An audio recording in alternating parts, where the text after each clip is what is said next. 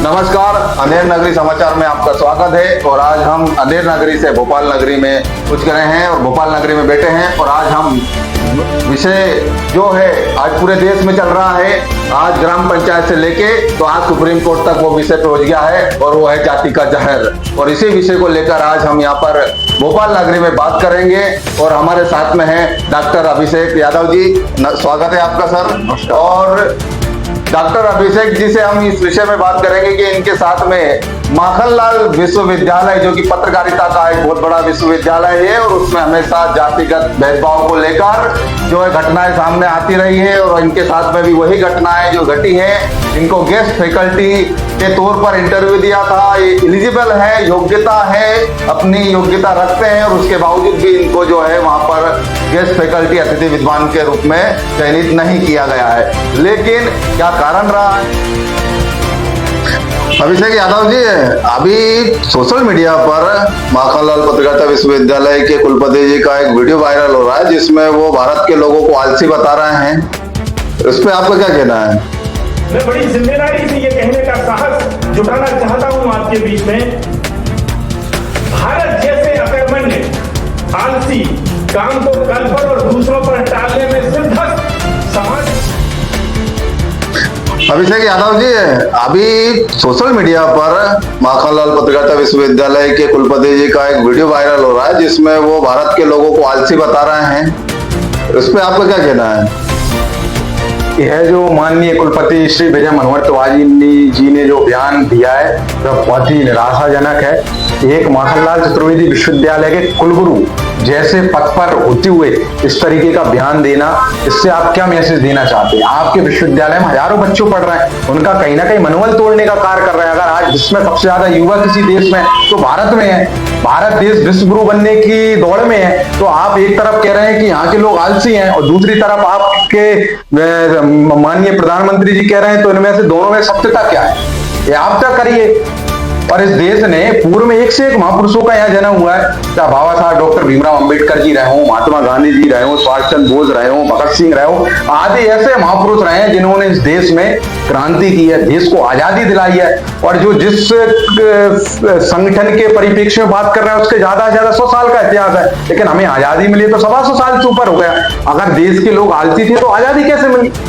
अभी आरएसएस का जो है 100 साल पूर्व है ना। अब इसमें सरकारी संस्थाओं में आरएसएस के इस तरह की बात करना कुलपति के द्वारा क्या ये शोभनीय है? आप किस तरीके से देख रहे हैं आरएसएस और शैक्षणिक संस्थाओं का क्या इस तरह का? ये बिल्कुल शोभनीय नहीं है। जितने भी कुलपति हैं सब अपनी राजनीति की रोटी सेक रहे हैं। विश्वविद्यालय में पूर्व में भी कुलपति हैं, वो अपने नंबर बढ़ाने में लग रहे हैं, वर्तमान में कुलपति हैं, वो अपने नंबर बढ़ाने में लग रहे हैं। किसी को बच्चों के हितों की, विश्वविद्यालय के हितों की किसी को नहीं पड़ी। क्या संघ ने क्या विश्वविद्यालय या शिक्षक संस्थाओं पर कब्जा कर लिया? पूरी तरीके से कब्जा है। आप देखिए ना, इस सरेआम इस तरीके की बयानबाजी कर रहा है, इससे क्या लगता है? स्पष्ट हो रहा है।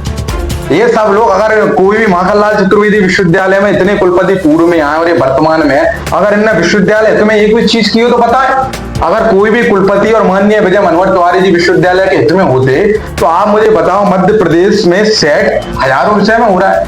मास कम्युनिकेशन जर्नलिज्म की एशिया की सबसे बड़ी यूनिवर्सिटी मध्य प्रदेश में है, तो सेट में मास कम्युनिकेशन जर्नलिज्म विषय जुड़ना था क्या नहीं जुड़ना था?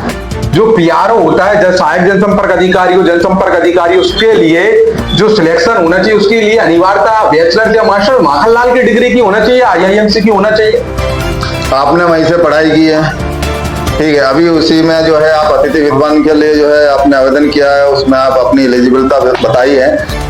तो अभी जो वर्तमान के कुलपति हैं और पूर्व में आपके सामने और भी जो कुलपति आए होंगे, उनमें और इनमें क्या अंतर देख? मैं आपको बताऊं कि भाजपा के शासन काल में पूर्व में जितने कुलपति आए वो अन्य राज्य के थे, लेकिन अन्य राज्य के होती हुए भी कहीं ना कहीं उन्होंने मध्य प्रदेश के लोगों का ध्यान रखा और उन्होंने सर्वोपरि रखा। उस समय हमारे बहुत सारे युवा साथी अतिथि शिक्षक थे, लेकिन पहली बार माननीय कुलगुरु विजय मनोहर तिवारी जी माखनलाल विश्वविद्यालय के एल्यूमनी भी है। हम सब बहुत खुश थे कि माखनलाल चतुर्वेदी विश्वविद्यालय के एल्यूमनी और विशेषकर मध्य प्रदेश मूल निवासी ये व्यक्ति आए हैं, तो स्वाभाविक सी बात है कि मध्य प्रदेश के हित में होगा।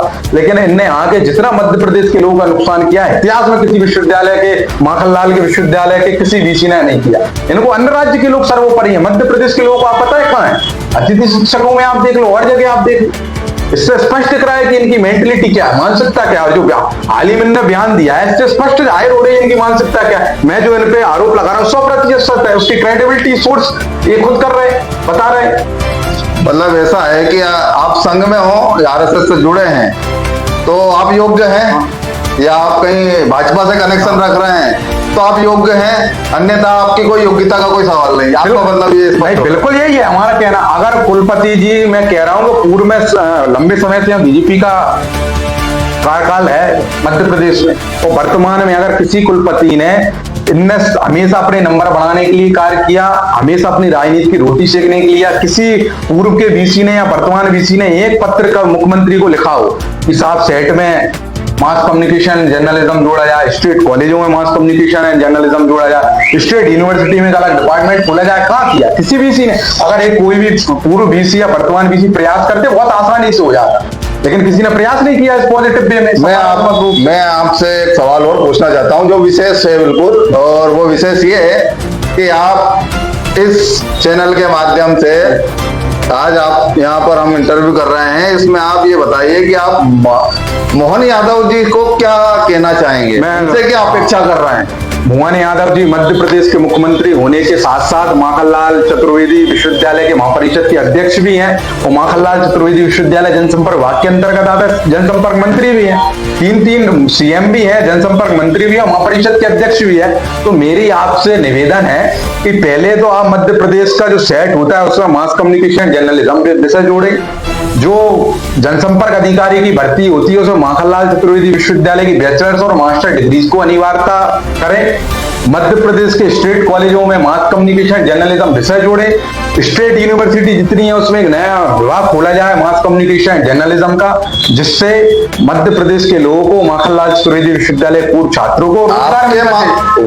वो लोगों का मामला है, आप आपके मामले में क्या बोलना चाहेंगे। मेरे मामले तो मैं तो बोल रहा हूँ, लेकिन जो ये भी तो माखनलाल चतुर्वेदी विश्वविद्यालय से जुड़ा मामला है, हमारे युवा साथियों से है, वो मेरे मामले में है कि मेरा मामला जेन्युइन है, मेरा सिलेक्शन हुआ, सिलेक्शन होने के बाद वहां की प्रोफेसर मोनिका वर्मा जी ने मुझे विश्वा भर के कारण टीका टिप्पणी करके बेइज्जत करके भगाया। आप सीएम साहब से मिले जाकर? सीएम साहब के यहाँ 20 बार मैंने आवेदन दिया, सीसीटीवी कैमरा लगे, आप सीएम हाउस के गेट पे जो ऑफिस है आप पता कर ले, वहां के सब ओएसडीओ से रेगुलर व्हाट्सएप पे भेज रहा हूँ, सब संपर्क में है, उनके लैंडलाइन नंबर पे सीएम हाउस में 50 बार लगा के मैंने अपॉइंटमेंट लिया, मुझे अपॉइंटमेंट नहीं मिल रहा।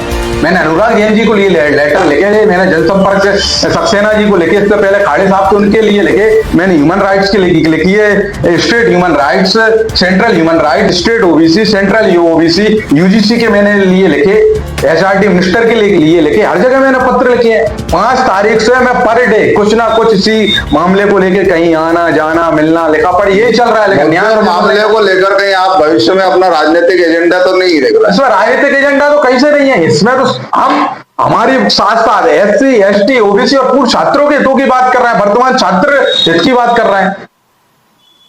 इतना हमारे इस मामले में पूर्व अतिथि शिक्षक हो, वर्तमान हो, पूर्व छात्रों, वर्तमान छात्रों सभी का मार्गदर्शन हमारे साथ है, सब हमें मोटिवेट करते हैं, फोन लगाते हैं, मैसेज करते हैं कि भैया आप करिए, हम सब आपके साथ हैं, आपका जेन्युइन मामला है। इवन माखनलाल चतुर्वेदी विश्वविद्यालय के 90% लोग जानते हैं कि मेरा मामला जेन्युइन है और सब लोग मेरे साथ हैं, लेकिन लोगों की मजबूरियां हैं, जिस विश्वविद्यालय में उन्हें काम करना है कोई व्यक्ति खुल के नहीं आ सकता। इंटरनली सब जानते हैं कि मैं सच्चा हूं, इसलिए तो 5 तारीख तक रेगुलर घूम रहा हूं कागज पत्र लेके। अगर मैं गलत होता तो हार थक के घर बैठ जाता। मैं सच हूं इसलिए मैं लड़ाई लड़ रहा हूं और अंतिम समय तक लड़ूंगा जब तक मुझे न्याय नहीं मिल जाएगा। सड़क पे भी लड़ेंगे, अगर अभी नहीं मिला सड़क पे लड़ेंगे, सदन में लड़ेंगे, विधानसभा में लड़ेंगे, हम लड़ाई लड़ेंगे ना। हम डरने वाले लोग हैं ना झुकने वाले हैं ना बिकने वाले हैं। हम सत्य और अहिंसा के मार्ग पर चलकर इस लड़ाई को अंतिम समय तक लड़ेंगे जब तक लड़ाई में हमारी जीत नहीं हो जाती।